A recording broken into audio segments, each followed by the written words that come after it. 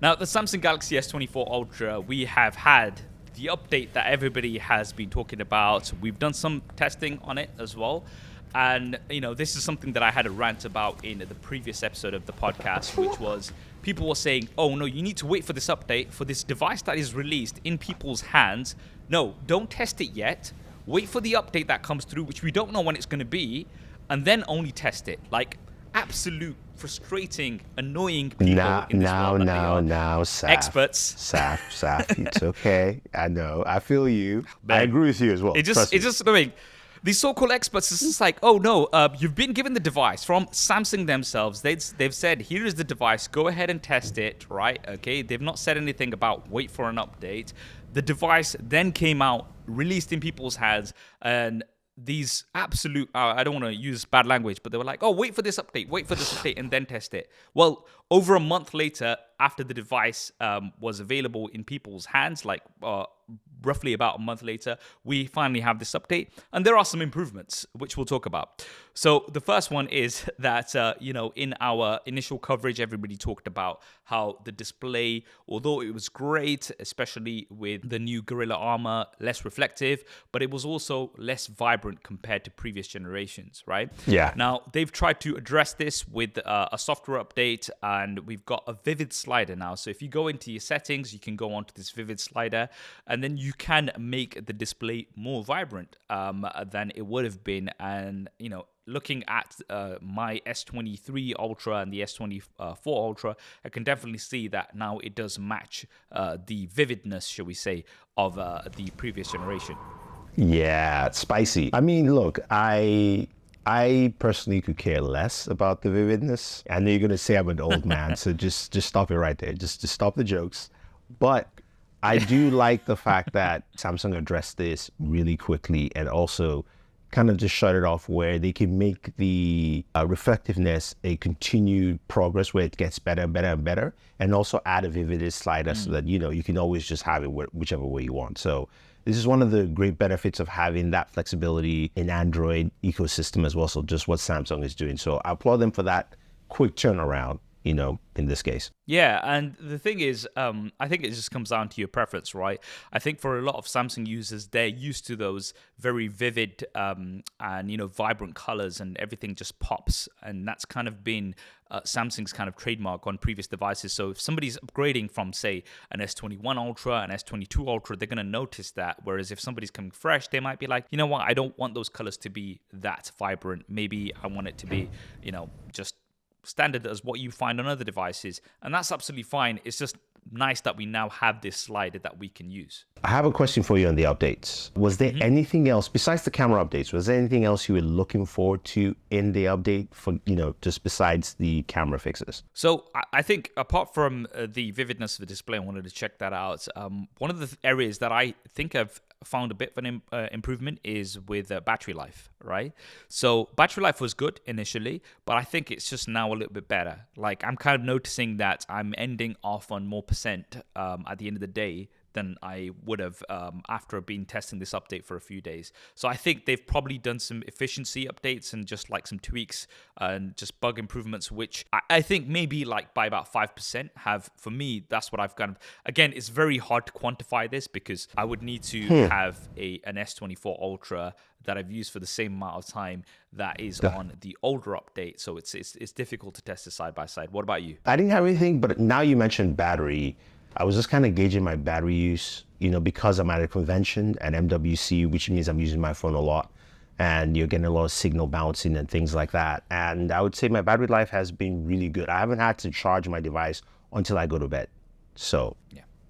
I'll say yeah. I'll agree, yeah. Phone Buff did a battery test. This is, I believe, before the update, and he kind of compared it to the iPhone, and it was pretty much neck and neck. It was very, very close, which is what I was, which is what I found in my testing as well. But he kind of quantified it, like, specifically by doing his robotic tests and things like that. I definitely recommend you check that out. I usually don't watch battery drain tests because you just can't, like, they're not very accurate. Like a lot of Yeah. people I've seen, they'll do a battery drain test and they'll compare it to the iPhone 15 Pro Max, which they've been using for the past few months. So obviously the battery health is not going to be as good as the brand new one that you've just unboxed, right? Brand new device that you've unboxed. But with Phone Buff, David Rahimi, he literally gets brand new versions of both devices and then tests them out there and then. He's like very, very thorough in his testing. Yeah. So yeah, very good battery life. Now, there is a list of the specific improvements that are there in terms of the cameras. We've got brighter backlight shots. There's sharper text zoom. So when you're zoomed in to text from a distance, it's now sharper. You've got smoother video. You've got indoor portrait enhancements, food mode fiesta, night mode magic, DNG gallery zoom, action heroes, and subjects shine, right? Now, all of these are very specific scenarios, I would say, right? Like things like brighter backlit shots and stuff like that. So I have obviously, like, again, to test these side by side, you would need a device with the older update and then test it side by side with a device with the latest update, which is very difficult to do. But just in our general testing, I think there are some improvements, but you know, it's not something that's like drastic. What would you say, Enabong? Yeah. I mean, in certain areas, like sharper text zoom, it's something that's definitely noticeable. I agree with the sharper text, especially zooming in, even to 100x. It's actually, much better there. I also continued because I'm also doing my 2 months review, and this update's kind of coming into that. On the side of my black camera test, I would say it's also you should go check it out, guys. It's fun. It's also better there. I'd say it's getting closer to what the Pixel does in terms of skin tone and pushing away from the iPhone as well in that regard. But there's some aspects which I don't think it's covered yet. So again, it's like you said, it's a very hard thing to judge, especially if you have to think about what it used to do when you got it for the first 2 months. Yeah, so just to give some context, firstly, Enabong's black test is a skin color test essentially.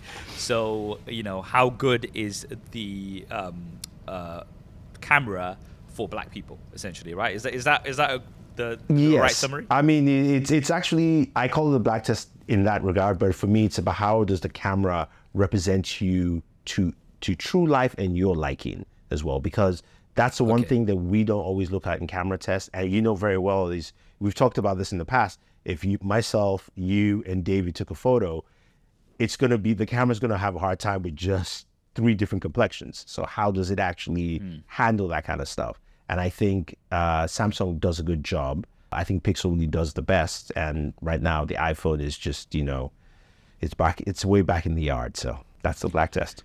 Yeah, I think, again, that's I would disagree, but that's a whole other conversation that we can have again. But I would say yes, some noticeable improvements, some that are very specific to particular scenarios, which are very difficult to quantify and compare.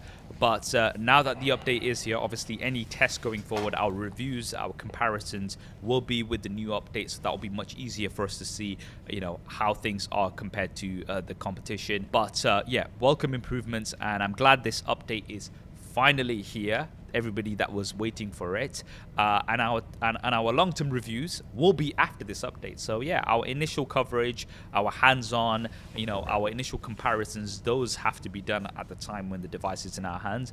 But our longer-term reviews, 2 months later, etc., will be coming, and then we will take these software updates into consideration. Who knows? We might get another one. I mean, Samsung is pretty good with software updates, so maybe we'll get another one before we actually do our videos. I think we'll probably get another one in probably 2 to 3 months, because I think they're going to wait to see what the reaction is from this update, how people are going to actually consume it, what are the issues that are left, or what are the issues that you're facing, and we'll get that. But we will have this in our reviews and videos, and it should be fun. You guys let us know your thoughts too, because I'm sure those who have S24s, 24 series and the Ultra, want to know what your thoughts are, if it actually fixes the things you're concerned about. Yeah, definitely. If there's any particular specific scenarios that were frustrating you, and now you're like, oh yeah, that's works way better. So that'll be definitely good to know. Drop those in the comments.